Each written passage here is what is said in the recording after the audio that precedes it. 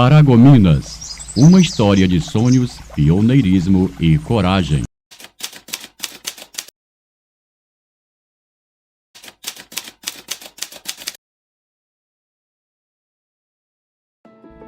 Ao final da década de 50, por ocasião da construção da rodovia Belém-Brasília, no sudeste paraense, entre o Rio Capim e o Rio Gurupi, nasceu Paragominas, fruto do sonho de um homem em fundar uma cidade em meio à floresta amazônica, o mineiro Célio Rezende Miranda. Muito antes de Brasília, eu já tinha plano para fundar uma cidade há muitos anos. Não sabia onde, nem como, nem quando, e nem se teria condições para isso. Mas a questão de querer é diferente. Célio Miranda nasceu em Patrocínio, Minas Gerais, em 14 de junho de 1920. Homem visionário e sonhador, trazia em mente a ideia de fundar uma cidade. Ainda muito jovem, mudou-se para a capital goiana. Em 1958, ao tomar conhecimento dos planos do então presidente do Brasil, Juscelino Kubitschek, em interligar a Amazônia ao Brasil, Célio viajou ao Pará na companhia de Bernardo Sayão, engenheiro responsável pela construção da Belém-Brasília. Sobrevoou a região entre o Rio Capim e o Gurupi e escolheram o local ideal para construir Paragominas. Do alto, contemplando a paisagem, Célio elaborou um desenho imaginando a cidade por ele sonhada.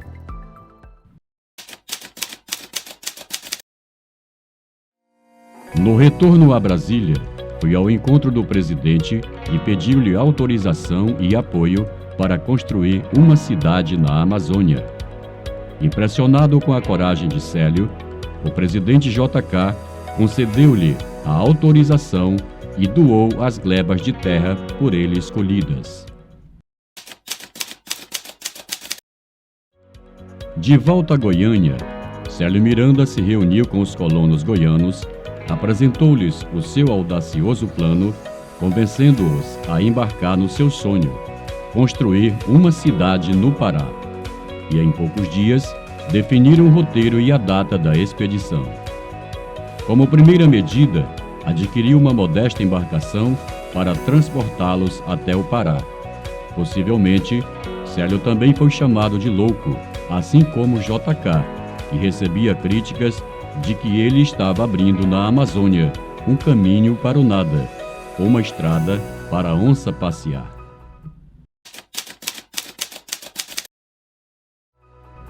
Em 16 de abril de 1959, 11 homens, em sua maioria goianos, partiram de Aruanã, Goiás, a bordo do barco comprado por Célio, apelidado de Bitia, em homenagem à mãe de Vicente Machado, chefe da expedição, numa viagem cheia de incertezas e perigos. Entre eles estavam Vicente Gomes Machado, goiano, mecânico agrimensor, chefe da expedição, Severino José Guimarães, goiano, fazendeiro, e Manuel Alves de Lima, goiano, sobrinho de Severino.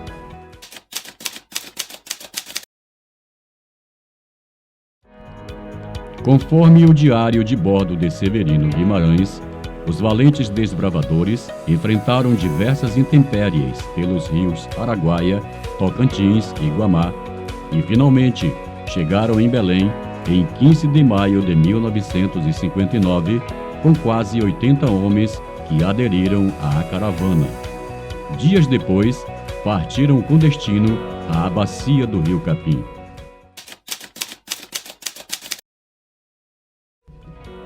Em meados de 20 de maio de 1959, os desbravadores alcançaram o rio Potiritá e ali montaram o primeiro acampamento.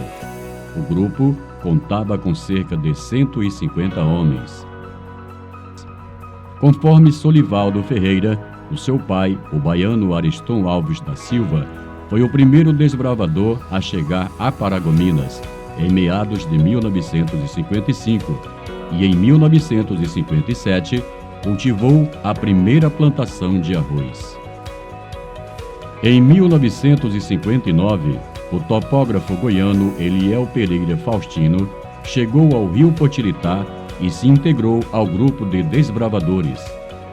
Juntamente com Manuel Alves de Lima, ele se tornaria o braço direito, sócio e grande amigo de Célio e importante figura na fundação do município. Eliel ajudou a salvar várias vidas, transportando até Belém a bordo de um jipe os pioneiros acometidos de malária e outras moléstias para tratamento médico.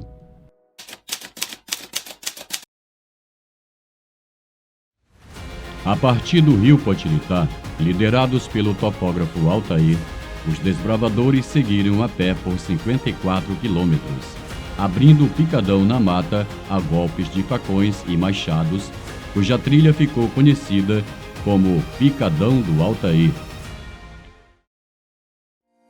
Em 26 de julho de 1959, alcançaram o local onde a cidade seria construída às margens da rodovia Belém-Brasília em construção, que inicialmente cortava Paragominas pela atual PA 125, que depois foi desviada a 12 quilômetros face às inúmeras precipitações demográficas da região. Chegando ao local escolhido por Célio Miranda, a mata foi derrubada e no Limpão um acampamento foi montado. Sob o comando de Vicente Machado e Eliel Faustino, os topógrafos fizeram a demarcação das terras. Uma nova civilização às margens do rio Uraim, em solo paraense, emergia.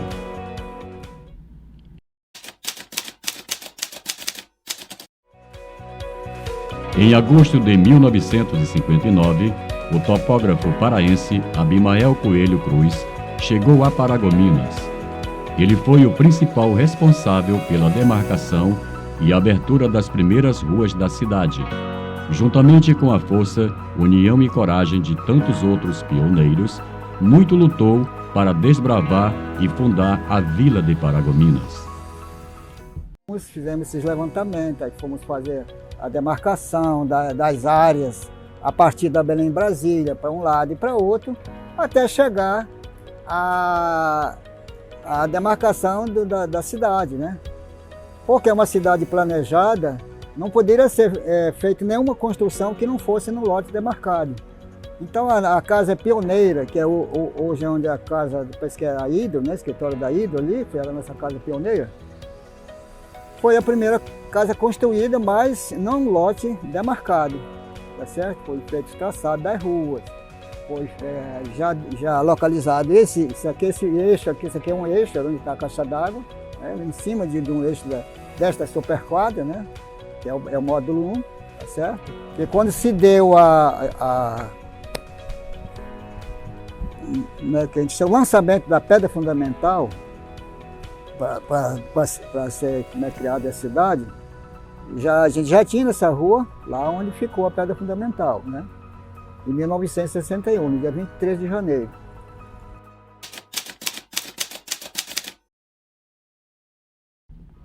Em 1958, Jofre Mozart Parada, geólogo próximo a JK, presenteou Célio Miranda com uma planta para construir Paragominas, cujo projeto, segundo registros bibliográficos existentes, era de autoria do urbanista Lúcio Costa, classificado em 4º lugar no concurso para a escolha da planta de Brasília. Porém, a revista Veja, edição especial Brasília 50 anos, 2009, contesta essa informação. A matéria sob o título Ao Perdedor, um lugar na Belém-Brasília, esclarece que a autoria do projeto é dos irmãos Marcelo e Maurício Roberto, do escritório MMM Roberto, classificado em 3º lugar no referido concurso.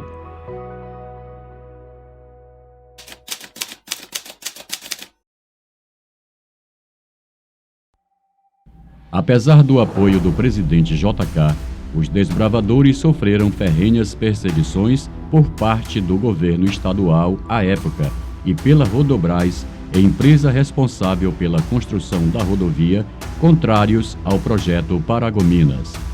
O acesso dos pioneiros à rodovia foi por diversas vezes fechado dificultando o transporte de alimentos, remédios e do jipe que conduzia os enfermos para Belém. Só sei que o tenente Didius voltou para trás e dali então interditaram o campo, botaram polícia no campo do 63 e polícia na estrada, que era de Paragomina, não passava. Isso não passava mesmo. Você botava num caminhão, falava, para onde você vai? Paragomina, eles mandavam descer. Quer dizer, nós fomos tratados aqui como criminosos, nojentos e repugnantes. Quer dizer, que era doído porque as nossas intenções, general, nunca foram essas. Está aí a prova agora das nossas intenções. De maneiras que essa perseguição continuou. Em Belém, se falasse em Paragomina, uma vez um próprio secretário me chamou e falou, Miranda, você deixa desse negócio de Paragomina, que está aí um zum danado, não sei. Com coisa que eu estava formando ali um grupo de ladrões e criminosos. E os tempos foram passando. Por resto, eles proibiram a nossa entrada, porque aí nós não entrava pela estrada, nós íamos pelo capim. Tinha estrada, era um dia, vinha pela estrada. Um dia, 2 às vezes. Mas proibiram definitivamente. Eles davam ordem para todo mundo, de menos para Paragomina. Apesar de todas as perseguições, o projeto teve continuidade.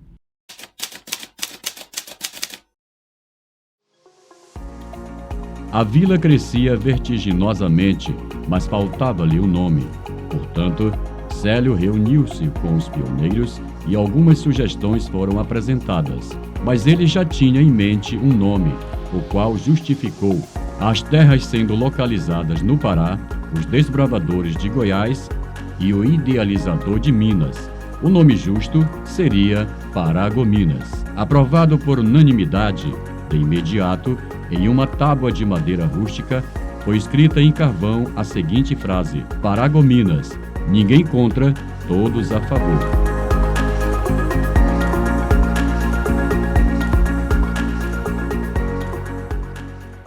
Em 4 de janeiro de 1961, foi lançada a pedra fundamental e em 23 de janeiro de 1965, a vila foi emancipada após a realização de um censo populacional exigido pelo governo estadual, cujo censo foi liderado pelo pioneiro libanês Najib Demaski, com a ajuda do coronel Machado.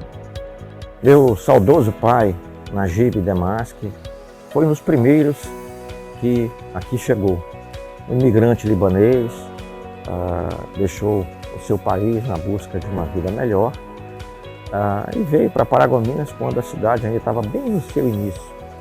A Belém Brasília passava ao lado da cidade, a cidade estava só começando ali aquele primeiro módulo. E já havia o sonho, a cidade foi construída em razão de sonhos, já havia o sonho de tornar Paragominas um município. E o governador à época, Jarbas Passarinho, disse que era possível, mas era necessário um censo, verificar realmente a população do município, se ele já tinha condições de se emancipar. E o meu pai veio com essa missão de recensear, toda a população. Com esse levantamento, foi possível legalmente criar o município de Paragominas em 1965.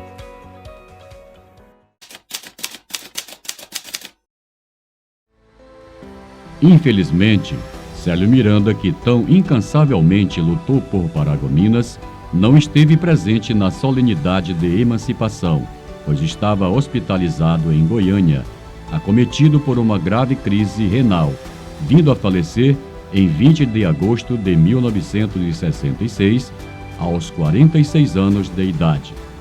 O progresso da menina dos seus olhos, o obstinado mineiro não pôde ver.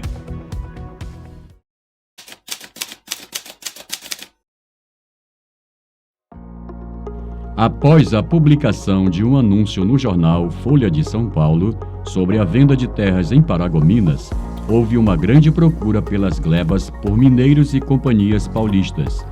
A disputa por terras gerou competição com os grileiros, que emitiam títulos falsos e os asseguravam pelo uso da força, resultando em uma rápida concentração de propriedade sob um clima de violência o que rendeu à cidade o apelido pejorativo de Paragobala, que manchou por vários anos a sua imagem.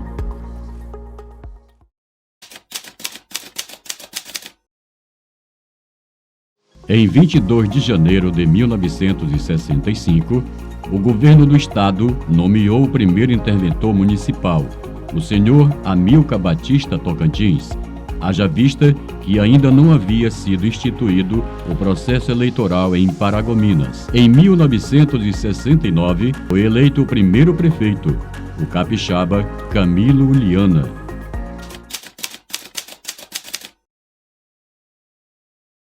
Após a chegada dos pioneiros goianos, mineiros e paraenses a Paragominas, entre 1959 a 1965, a cidade recebeu imigrantes de várias regiões do Brasil, especialmente do Espírito Santo e do Nordeste brasileiro.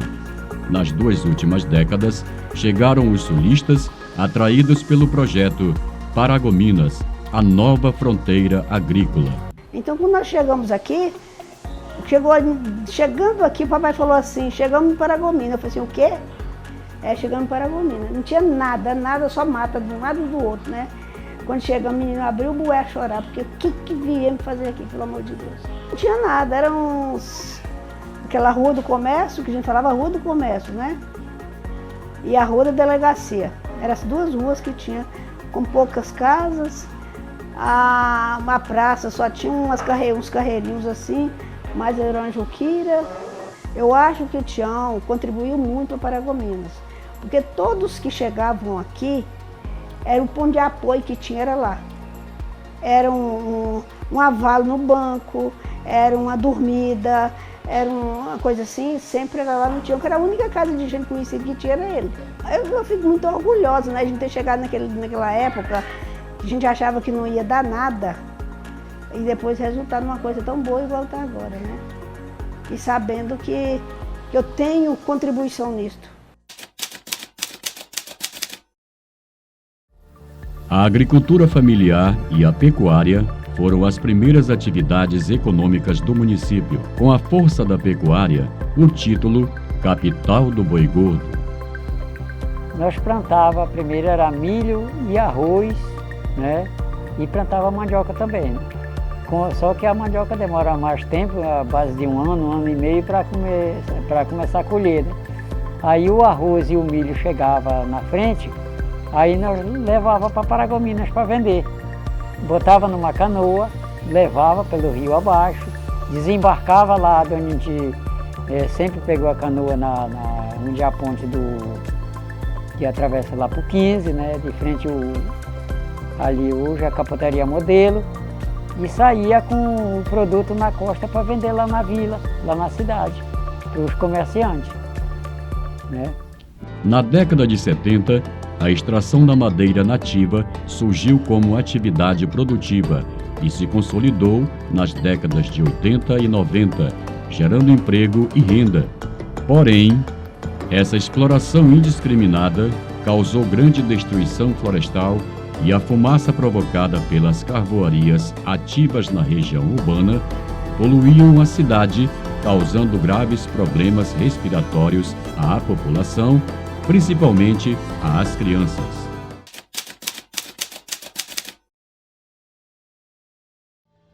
A destruição florestal resultou na inclusão do município na lista negra do desmatamento do governo federal.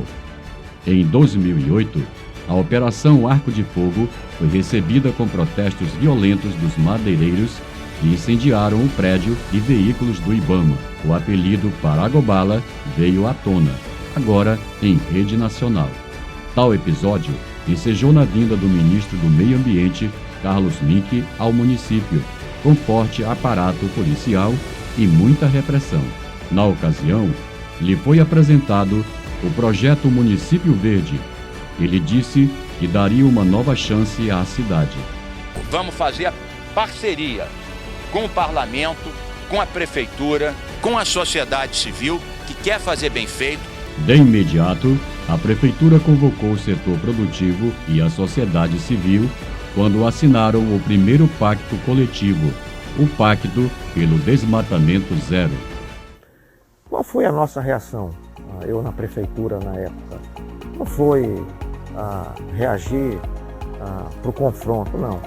Foi para convencer a sociedade, reunir com o setor produtivo, para que a gente pudesse reinventar a nossa história. E ali a gente firmou o primeiro de uma série de pactos. O Pacto pelo Desmatamento Zero. A partir daquele momento, ninguém mais ia desmatar a floresta. Tínhamos 65% do nosso território com florestas, 35% já desmatados. A gente ia permanecer com 65% do território com florestas e nos 35% desmatados, tentar trabalhar de forma sustentável, regularizar ambientalmente, a regularização fundiária, a organização desse território já aberto. E aí, firmamos o pacto, passamos a monitorar o pacto por satélite. Paragominas foi o primeiro município a monitorar o seu desmatamento por satélite. E se você for observar Paragominas, a nível de padrões amazônicos, é, sem sombra de dúvidas, a cidade mais limpa da Amazônia. Fizemos o segundo pacto com os produtores rurais, com a sociedade civil organizada, que foi o pacto pelo produto legal e sustentável. Toda a nossa produção, seja madeira, soja, milho, arroz, carne, ela deveria ser de áreas ambientalmente corretas, ela devia ser socialmente justa, sem trabalho infantil, sem trabalho escravo e economicamente viáveis. De forma que o município, logo 2 anos depois, foi reconhecido como um município verde, um município sustentável. Aquela pecha de Paragobala virou Paragobela, a pecha de maior desmatador, destruidor de florestas da Amazônia virou uma cidade sustentável, enfim, a cidade se transformou, graças não a um decreto do prefeito, graças a um grande pacto social criado pelo governo municipal com a sociedade civil organizada e o setor produtivo. Com a redução da atividade madeireira, o plantio de grãos, em especial de soja e milho, se apresentou como uma nova atividade produtiva. A gente começou a ver uma necessidade de uma mudança no perfil econômico da região, que a madeira já estava em decadência e a gente começou a pensar que tinha que pensar no futuro, não dava mais para pensar só naquele momento. E aí nós juntamos aí um grupo, de 20 pessoas e fomos explorar soja para fazer uma vitrine, para divulgar nos outros estados e trazer outras pessoas também para partilhar isso aí com a gente. A gente não tinha o conhecimento na época, então teve que buscar essas coisas fora do estado do Pará.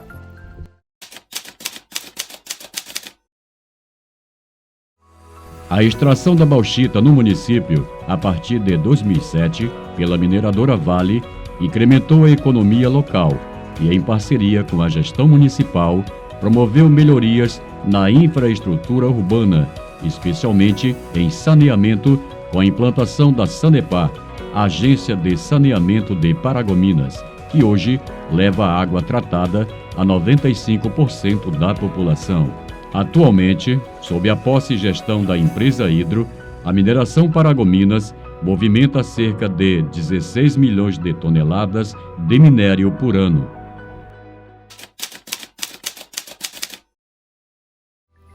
A produção de madeira reflorestada e a inovação tecnológica, melhoramento genético, garantiram a qualidade dos produtos, fortalecendo o setor moveleiro e o agronegócio. Atualmente, o município é o maior produtor de soja do Pará, com produção anual em torno de 600 mil toneladas. A Feira Agropecuária de Paragominas, Agropec, e o Show Agro Cooper Norte movimentam anualmente milhões de reais, tornando o município um grande celeiro de negócios. Em 1996, o município saiu da condição de aluno jacaré que estudava deitado no chão por falta de carteira escolar para ser reconhecido nacionalmente com os prêmios Educação de Ouro, Prefeito Amigo da Criança e Gestor Eficiente da Merenda Escolar, pelo programa Fome Zero, por 10 vezes consecutivas, caso único no Brasil. O seu capital intelectual e a diversidade cultural são suas maiores riquezas. A cultura em Paragominas iniciou suas atividades em 1984 com a FIC, Feira de Integração Cultural. E a partir daí, muitas outras atividades culturais foram surgindo. Em 2009, com a criação da Secretaria Municipal de Cultura, Paragominas tornou-se um celeiro cultural de artistas de vários segmentos, da música, da dança, da literatura. Todos foram apoiados pela gestão através das atividades dos projetos da Secretaria Municipal de Cultura.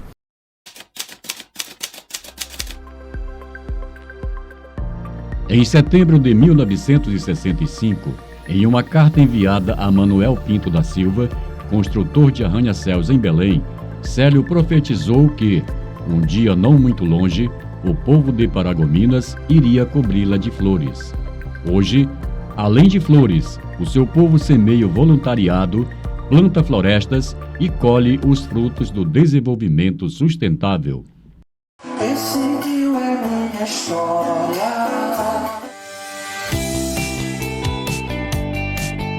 Paragominas é marcada pelo comprometimento com responsabilidade ambiental.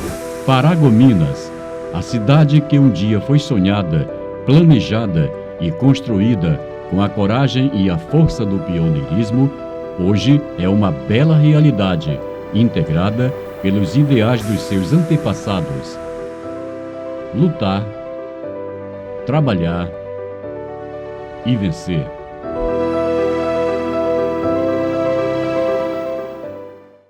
E eu estou aqui ainda, pela graça de Deus, né? Não é porque eu sou Abimael, não, mas porque fui escolhido, como você já falou, abençoado, né? Eu ouvi você falar isso, realmente, esses são bênçãos de Deus, né? Não é privilégio de ninguém não, certo? Esse, é privilegiado, pode ser privilegiado, mas isso é bênçãos de Deus, né? Não é privilégio de qualquer um, não. Né? Que Paragominas, todo mundo chegou aqui trabalhando a fim de ganhar a vida num motivo de trabalhar para os outros, aqui acolá, ou na agricultura. E Paragominas tornou-se uma cidade empregadiça, né? De muito emprego hoje. Muita gente teve uma temporada aí que até desgostou, se queria ir embora de Paragominas. E os que quiseram sair, ou saíram, voltaram, e os que estão aí não desejam sair para outro canto. Isso é muito gratificante, eu fico muito grato a Deus, principalmente, por ter dado essa oportunidade. Hoje, por exemplo, a semana passada, eu estive com meu neto lá na fazenda com 1 ano e 8 meses. E eu coloquei ele num lugar onde eu tirei uma foto da minha filha com 5 anos de idade, no mesmo local. Ela dentro de uma lavoura de soja e o meu neto com 1 ano e 8 meses dentro do mesmo lugar, dentro de uma lavoura de soja também. Então isso aí é gratificante, é uma coisa que não tem preço, né? Isso aí é para a eternidade. Você poder falar nisso, contar para os teus filhos, para os teus netos, isso aí é gratificante demais. E vale ressaltar que em 2009, no final de outubro, início de novembro de 2009, Paragominas realizou, através da parceria do Ministério do Esporte, a Prefeitura de Paragominas, através da Secult, e o Comitê Intertribal, o município realizou a 10ª edição dos Jogos Indígenas. Durante uma semana, Paragominas recebeu 1.300 índios de 29 etnias diferentes do Brasil, aqui do Brasil. E nós tivemos a cobertura da imprensa internacional no nosso município, realizando este mega evento que ficou marcado na nossa história. Eu sinto muito orgulho de ver Paragominas como está hoje, desenvolvida e bonita, porque pensando como era quando nós chegamos aqui, Paragominas já tinha um nome, eu não tinha nada, né? E hoje tanta coisa que tem. Então eu me sinto muito orgulhosa de morar aqui e ter contribuído para Paragominas estar como está.